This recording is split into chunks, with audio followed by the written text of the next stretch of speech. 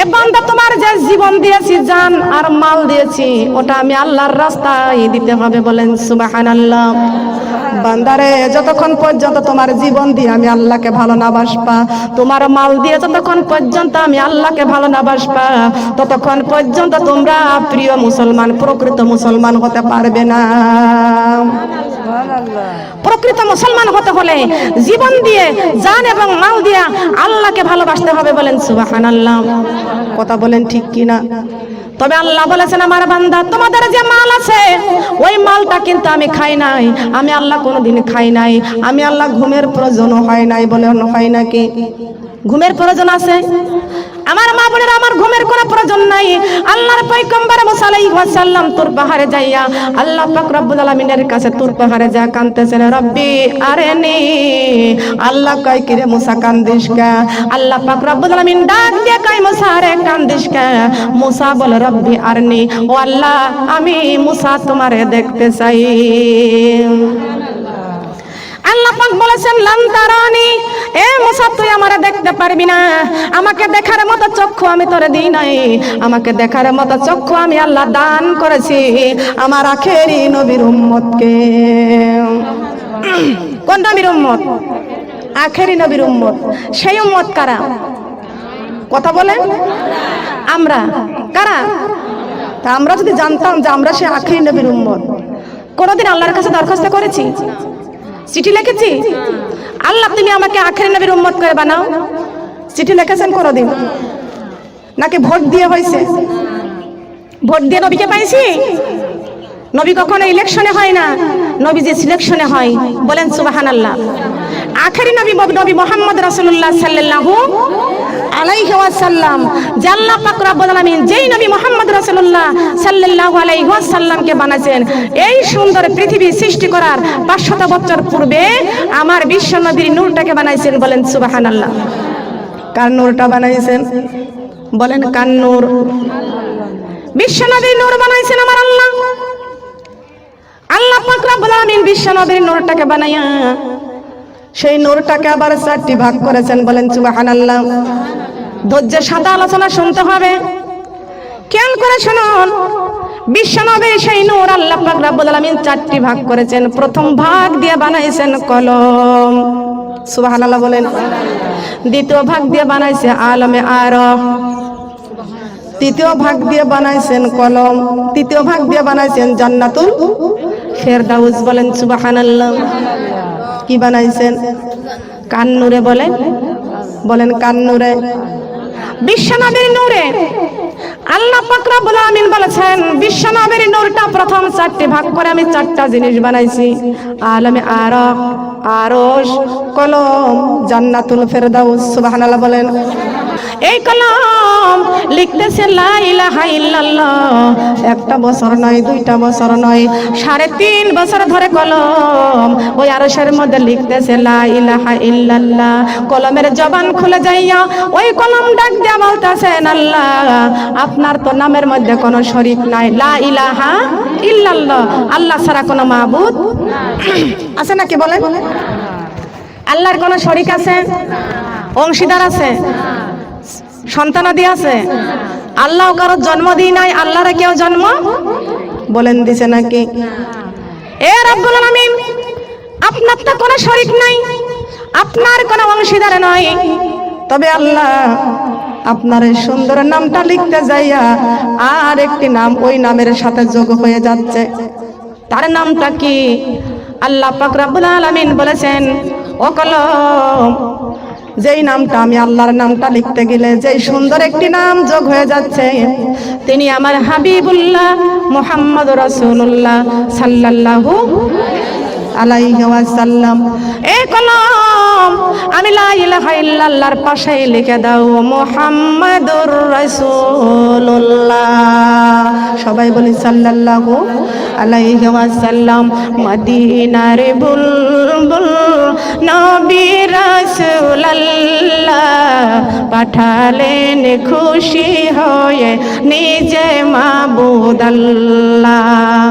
মদিনার বুলবুল বুলবুল নবী রাসূলুল্লাহ পাঠালেন খুশি হয়ে নিজে মাবুদ আল্লাহ। নবুয়ত পেয়ে নবী দাওয়াতে মশগুল, তায়েফের ময়দানে ডাকিতেছে বুলবুল। ওহেদাত বাণী শুনে খেপিল তায়েফগণ, নবীকে পাথর মেরে করিল জাহের খুন। মারে পাথর নাকে মুখে না মানিয়া আল্লাহ, শহীদ না পেরে নবী বলে ইয়া আল্লাহ। মার খেয়ে তায়েফ ছেড়ে পালালেন পাহাড়ের পর, পাথরকে ডেকে বলে আমার আল্লাহ পরওয়ার। তুলার মতো নরম হও পাথর নারাও খবরদার, বিয়াদবি করিও না উনি রাসূলুল্লাহ। মদিনার বুলবুল নবী রাসূলুল্লাহ পাঠালেন খুশি হয়ে আমার মাবুদ আল্লাহ। সুবহানাল্লাহ বলেন। কে খুশি হয়ে পাঠাইছে বলেন? যেই নবী না হইলে আসমান হতো না, যেই নবী না হইলে জমিন হতো না, যেই নবী না হইলে আরশ করেছিল কলম কিছুই হতো না। যেই নবী উম্মতি উম্মতি বলে সারাটি জীবন কাঁদতেছেন, উম্মতের জন্য কাঁদতেছেন। এই নবীর মহব্বত যদি কোনো উম্মত যদি না করে, আমার নবীর মহব্বত না করলে নবী আমার মরণও থাকবে না, নবীর মহব্বত না করলে নবী আমার কবরও থাকবে না, নবীজির মহব্বত না করলেও নবী আমার ফুলসিরাতের ঘাটও থাকবে না। নবীজিকে যদি এই দুনিয়াতে মহব্বত না করি, নবী আমার মিজানের পাল্লাই থাকবে না। তবে আমাদেরকে জীবনে যদি মরণে যদি নবীজিকে রাখতে পারি, নবী আমার সারাটি জীবন আমাদের পাশে থাকবে। নবী আমার ডাক দিয়া বলেছে, উম্মতেরা গো, আমি রাসূল দুনিয়া থেকে বিদায় নিয়ে চলে যাচ্ছি, আমি রাসূল তোমাদের জন্য কোরআন শরীফ রেখে গেলাম। এই আমার উম্মতেরা, আমি তোমরা যদি এই কোরআনটা বুকে রাখতে পারো, আমি রাসূল তোমার মরণে থাকব। আমি রাসূল তোমার মরণে থাকবো। বলেন সুবহানাল্লাহ। থাকবে কি থাকবে না? বলেন থাকবে কি না? এই জীবনে যদি কোরআন রাখতে পারি, তাহলে এই জীবনের দাম আছে। যদি জীবনে কোরআন না রাখতে পারি, এই জীবনের কোনো দাম নাই। আপনার দেহের মধ্যে রূহ আছে, আপনার সম্মান আছে, আপনার ভালোবাসা আছে, আছে কি আছে না? যেই দিন আপনার এই দেহ থেকে মাটির পিঞ্জরা থেকে রূহটা বের হয়ে যাবে, ওই দিন ঘর থেকে আপনাকে টানতে টানতে বের করে নিয়ে যাবে গোসলখানায়। গোসলখানা থেকে গোসল করাইয়া মসজিদের চারিপাশে খাটে আপনারে শোয়াইয়া দিবে। ওইখান থেকে আপনাকে চোখের মধ্যে সুরমা লাগাইয়া আতর লাগাইয়া 3 বান্ধনের আসামি বানাইয়া তারপরে কবরে দিয়ে দিবে। কেন বানাবেন খলিফা? ইল্লা লিয়াবুদুন, আমার ইবাদতের জন্য আমি পাঠাবো। সুবহানাল্লাহ বলেন। কিসের জন্য? ইবাদতের জন্য। আল্লাহর ফেরেশতা বলেছে, আল্লাহ ওই আদম জাতকে আপনি সৃষ্টি করবেন না। আল্লাহ কয়, কেন রে ফেরেশতা সৃষ্টি করব না? আল্লাহর ফেরেশতা বলেছে, আল্লাহ আপনি যদি আদম জাত সৃষ্টি করেন, ওরা দুনিয়াতে যাইয়া আপনার ইবাদত বন্দেগী করবে না, ওরা মারামারি করবে, কাটাকাটি করবে, আপনার আইনটাকে শৃঙ্খলা করবে। আল্লাহ ওরা আপনার ইবাদত করবে না, ওরা ইবাদত করবে না। আল্লাহ বলেছেন, এ ফেরেশতা, আমি আল্লাহ যা জানি তোমরা তা জানো না। জানে নাকি? বলেন জানে। তোমরা জানো না। ফেরেশতারা রে, চলে যাও, জিদ্দায় মাটি নিয়ে আসো, আমি আল্লাহ অর্ডার করলাম। আল্লাহর অর্ডারকে কেউ ক্যান্সেল করার ক্ষমতা বলেন আছে নাকি? আল্লাহর হুকুম কারণ অমান্য করার ক্ষমতা নাই। চলে গেলেন আল্লাহর ফেরেশতা, চলে গেলেন। যাওয়ার পরে মাটিখানা যখন মুষ্টি করে ধরতে গেলেন, হায় রে মাটি, করুণা করে যখন কান্না শুরু করে দিয়েছেন, আল্লাহর ফেরেশতার মহব্বত হয়ে গেল, মায়া হয়ে গেল। আল্লাহর ফেরেশতার যখন মায়া হয়ে গেল, এখন দেখা যায় ওই ফেরেশতা তখন মাটিখানা ছেড়ে দিয়া আল্লাহর কাছে কান্দে আর বলে, আল্লাহ আমার দ্বারাই জিদ্দাত থেকে মাটি নেওয়া সম্ভব না। আল্লাহর কথা বলা সুন্দর কথা, আল্লাহর নবী বলেছেন যারা সুন্দর করে কোরআন তেলাওয়াত করে না তারা আমার উম্মত না। ঠিক কিনা বলেন? যারা সুন্দর করে কোরআন তেলাওয়াত করে না তারা আমার উম্মত না। যত্ন করে দিলাম কোরআনে রত্ন করে রাখিও, আমি আল্লাহর কথা মনে হলে কোরআনে খুলে পড়িও, আমি আল্লাহর কথা মনে হলে কোরআনে খুলে। এই কথাটা কেমনে বলতে হবে? কথা বলেন।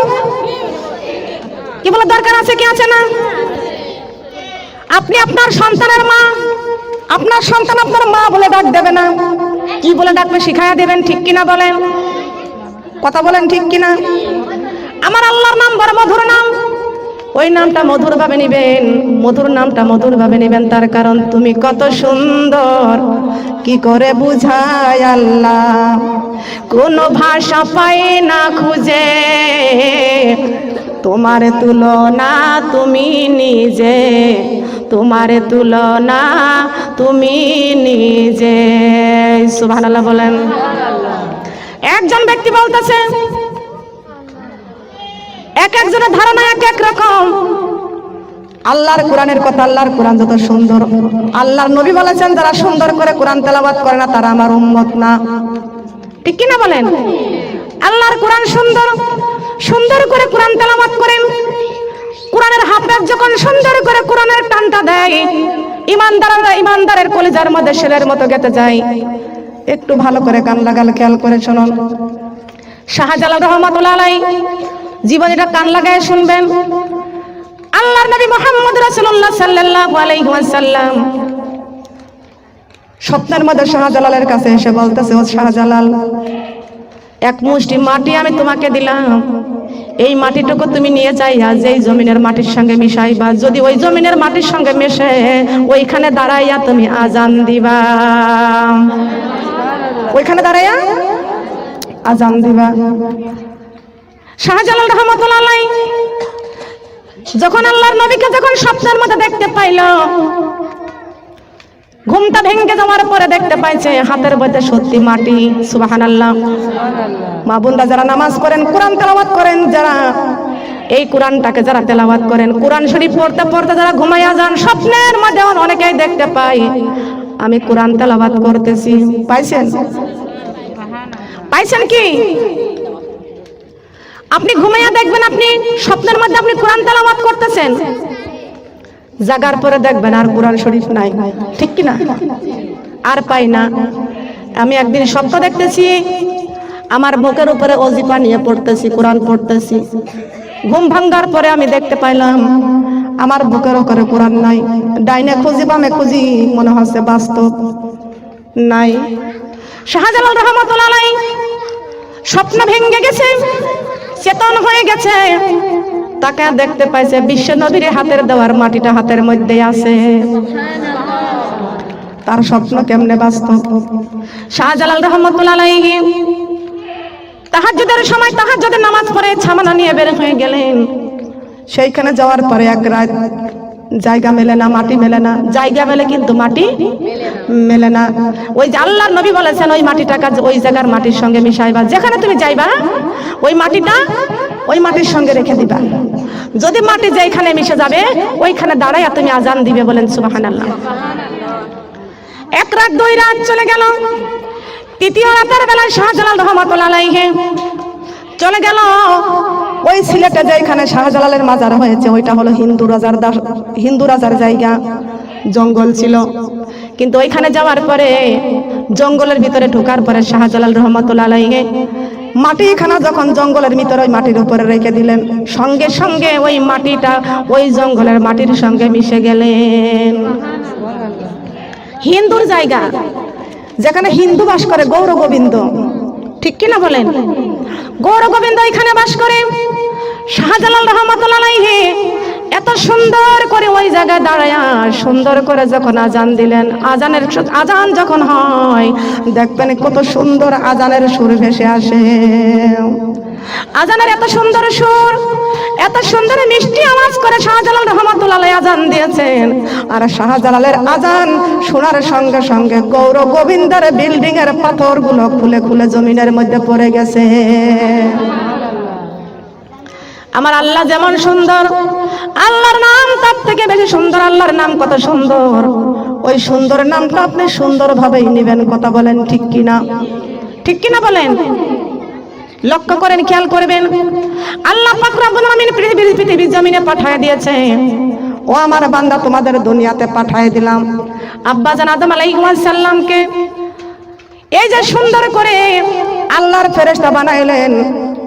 আল্লাহ পাক রব্বুল আলামিন বলেছেন, আমি আমার আদমকে বানাইলাম, আরশের মধ্যে রেখে দিলাম, আরশের উপর থেকে বৃষ্টি বর্ষিত করলাম। আর সেই বৃষ্টি পড়তে পড়তে আমার আদমের দেহটা রূপান্তর হয়ে গেলেন। রূহের জগৎ থেকে একটা রূহের জগৎ থেকে রূহটাকে নিয়ে আদি পিতা আদম আলাইহিস সালামের মাটির পিঞ্জরায় যখন দিয়ে দিলেন, আদি পিতা আদম আলাইহিস সালামের ভিতর থেকে রূহটা সঙ্গে সঙ্গে বের হয়ে গেল। রূহটা বের হয়ে গেল। আল্লাহ পাক রব্বুল আমিন ডাক দিয়ে বলতেছেন, রূহরে আমি যাচাই করে বাছাই করে পছন্দ করে আমি তোকে আদমের মাটির পিঞ্জরায় দিলাম, তুই কেন বের হয়ে গেলি? ওই রূহ ডাক দিয়ে কয়, আল্লাহ আদমের মাটির পিঞ্জরা বড় অন্ধকার, ওই অন্ধকারের মধ্যে আমি থাকতে পারি না।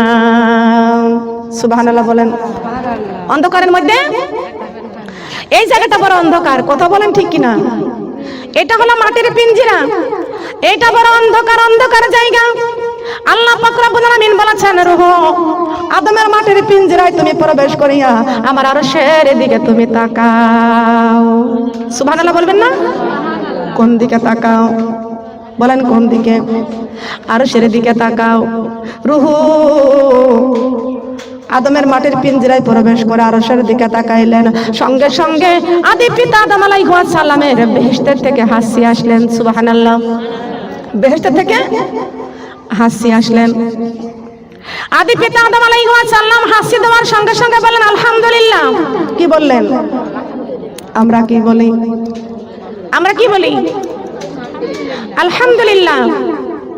হে রব্বুল আলামিন, হে আমার রব, আমি তোমারই প্রশংসা করি এই জন্য তুমি আমাকে মাটি দিয়ে বানাইয়া আমার মাটির দেহে রূহ দিয়েছো। বলেন সুবহানাল্লাহ।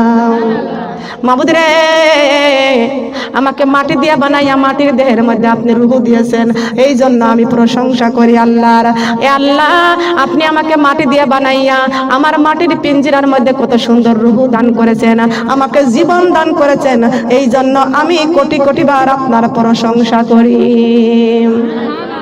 হে রব্বুল আলামিন, ওই যে আরশের মধ্যে দেখতে পাচ্ছি মুহাম্মদ রাসূলুল্লাহ সাল্লাল্লাহু আলাইহি ওয়াসাল্লাম, আপনি তো সর্বপ্রথম আমি আদমকে বানাইছেন, তবে ওই মুহাম্মদ রাসূলুল্লাহ সাল্লাল্লাহু আলাইহি ওয়াসাল্লামকে আবার আপনি কবে বানাইছেন?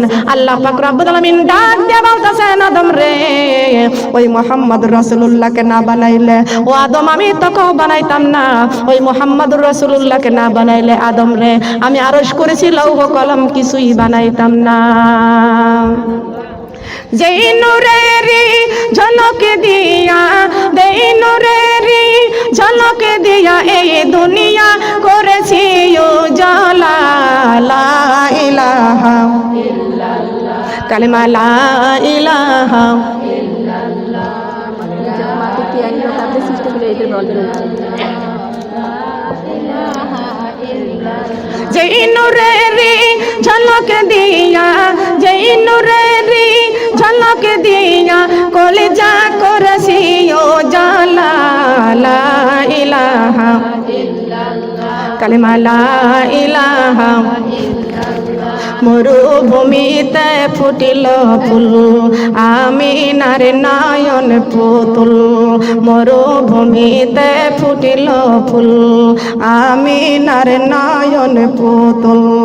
গাহিয়া উঠিল বলে বলে মুহাম্মদ আল্লাহর রাসূল। লা ইলাহা ইল্লাল্লাহ, কালিমা লা ইলাহা ইল্লাল্লাহ, কালিমা লা ইলাহা ইল্লাল্লাহ। পাকারবে ফুটে যাছিল, পাকারবে ফুটে যাছিল একটি গোলাপ ফুল। সেই ফুলে আমার প্রিয় নবী মুহাম্মদ রাসূল। সেই ফুলে আমার প্রিয় নবী, কারো জবান খোলে না। সেই ফুলে আমার প্রিয় নবী লা ইলাহা কালেমা লা ইলাহা কালেমা লা ইলাহা ফুল বাগানে ফুটিল নবীন ফুল ফুল বাগানে ফুটিল নবীন ফুল সেই ফুলের নাম রাখিল আল্লাহ সেই ফুলের নাম রাখিল আল্লাহ মুহাম্মদ রাসূল ফুল বাগানে ফুটিল নবীন ফুল ফুল বাগানে চন্দ্র হাসে সূর্য হাসে হাসেন পৃথিবীতে আমার নবী কান্দেন হাইরে সোনার মদিনাতে চন্দ্র হাসে সূর্য হাসে হাসেন পৃথিবীতে আমার নবী কান্দেন হাইরে সোনার মদিনাতে উম্মতের লাগিয়া নবীজি উম্মতের লাগিয়া নবীজি কেন্দে হয় ব্যাকুল ফুল বাগানে ফুটিল নবীন ফুল ফুল বাগানে ফুটিল নবীন সেই ফুলের নাম রাখিল আল্লাহ মুহাম্মদ রাসূল ফুল বাগানে ফুটিল নবীন ফুল সুবহানাল্লাহ বলেন। আপনারা খুশি হয়েছেন নাকি বেজার হয়েছেন? আমার আল্লাহ কায়ো ফেরেশতা ওই দেখো আমার বান্দা বান্দিগুলো কি সুন্দর করে আমি আল্লাহর প্রশংসা করতেছে, আমি বন্ধুর প্রশংসা করতেছে। এ ফেরেশতা আমার ওই বান্দার নূরের ক্যামেরা দিয়ে ভিডিও করে রেখে দাও। কিসের ক্যামেরা বলেন? কিসের ক্যামেরা? খেয়াল করেন, লক্ষ্য করুন। এই নবী মুহাম্মদ রাসূলুল্লাহ সাল্লাল্লাহু আলাইহি ওয়াসাল্লাম সারাটি জীবন উম্মতি উম্মতি বলে কেঁদেছেন। কার জন্য কাঁদছে? ও নবীর উম্মতেরা, আমার নবী সারাটি জীবন উম্মতি উম্মতি বলে কাঁদছেন। এখন পর্যন্ত আমার নবী সোনার মদিনায় উম্মতি উম্মতি বলে কাঁদতেছেন। আল্লাহ পাক রব্বুল আলামিন আসমানটাকে ডাক দিয়ে বলতেছেন, আসমান তোমার মধ্যে আমি কোরআন শরীফ রেখে দেব। আসমান বলে, আল্লাহ যদি আমার মধ্যে কোরআন শরীফটা রেখে দেন আমি আসমান আসমান থাকবো না, আমি আসমান কাগজের টুকরার মতো ছিন্ন ভিন্ন হয়ে যাব। আমি আসমান কাগজের টুকরার মতো ছিন্ন ভিন্ন হয়ে যাব। আমার আল্লাহ পাক রব্বুল আলামিন জমিনকে ডাক দিয়ে বলতেছেন, জমিন রে তোর মধ্যে আমার কোরআনটা রাখবো। হে জমিন আমার কোরআনটা তুমি গ্রহণ করো। জমিন ডাক দিয়ে বলতেছেন, আল্লাহ আমি জমিনের মধ্যে যদি আপনি এই কোরআন শরীফটা রেখে দেন আমি জমিন জমিন থাকবো না, আমি জমিন দেবে নীল দরিয়া হয়ে যাব। আমি জমিন দেবে নীল দরিয়া হয়ে যাব। আল্লাহ পাক রব্বুল আলামিন ওই পাথরকে ডাক দিয়ে বলতেছেন, পাথর তোমার মধ্যে আমি আমার এই কোরআনটা রাখবো। পাথর রে তুমি আমার কোরআনটা গ্রহণ করো। এই পাথর ডাক দিয়া বলতেছেন, আল্লাহ যেখানে আসমান শিকার হয় না জমিন শিকার হয় না আমি পাথর কেমনে শিকার হব? আল্লাহ পাক রব্বুল আলামিন বলেন, পাথর রে আসমান কাগজের টুকরার মতো ছিন্ন ভিন্ন হয়ে যাবে, জমিন নীল দরিয়া হয়ে যাবে। পাথর রে আমি আল্লাহ কোরআন শরীফের মধ্যে ঘোষণা করে দিয়েছি, লাউ আনজালনা হাযাল কুরআনা আলা জাবালিল লারাআইতাহুম মিন খাশিয়াতিল্লাহ। আল্লাহু আকবার। কার কথা বলেন? এ পাথর আসমান ছিন্ন ভিন্ন হয়ে যাবে, জমিন নীল দরিয়া হয়ে যাবে। পাথর রে তুই বড় শক্ত, তুই বড় শক্ত, তুই বড়। জাবালিল মানে কি? জাবালিল মানে কি বলেন? জাবালিল মানে শক্ত। পাথর রে তুই বড় শক্ত, এই জন্য তোর মধ্যে আমার কোরআনটা রেখে দেব। পাথর ডাক দিয়া কয়, আল্লাহ আমি পাথর যত বড়ই শক্ত হই না কেন, হে রব্বুল আলামিন আপনার এই কোরআন শরীফটা যদি আসমানে রাখলে আসমান ছিন্ন ভিন্ন হয়ে যায়, জমিনের মধ্যে রাখলে জমিন যদি নীল দরিয়া হয়ে যায়, ও আল্লাহ আমি পাথরের মধ্যে যদি আপনি কোরআনটা রেখে দেন আমি পাথর পাথর থাকবো না, আমি পাথর গলে পানির মতো হয়ে যাব। আমি পাথর বলে পাথরগুলো পানির মতো হয়ে যাব।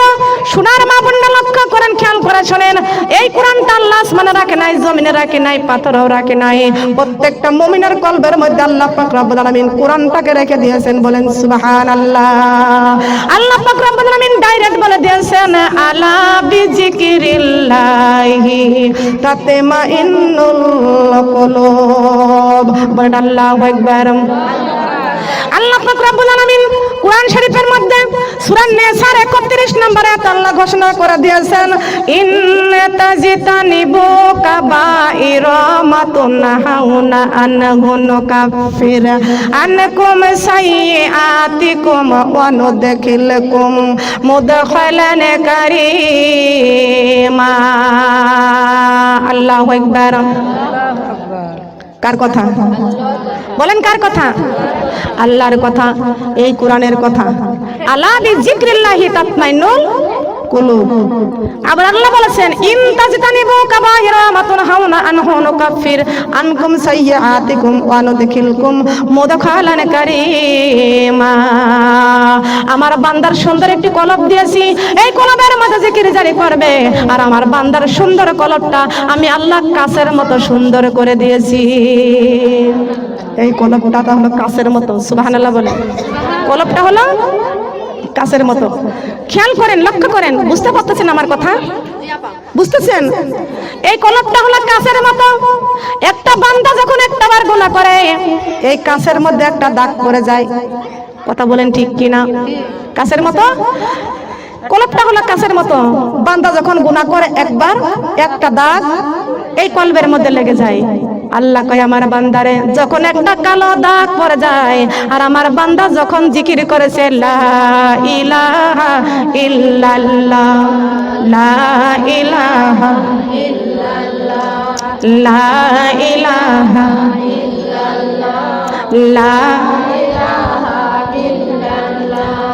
লা ইলাহা ইল্লাল্লাহ মুহাম্মাদুর রাসূলুল্লাহ, লা ইলাহা ইল্লাল্লাহ মুহাম্মাদুর রাসূলুল্লাহ, লা ইলাহা ইল্লাল্লাহ মুহাম্মাদুর রাসূলুল্লাহ।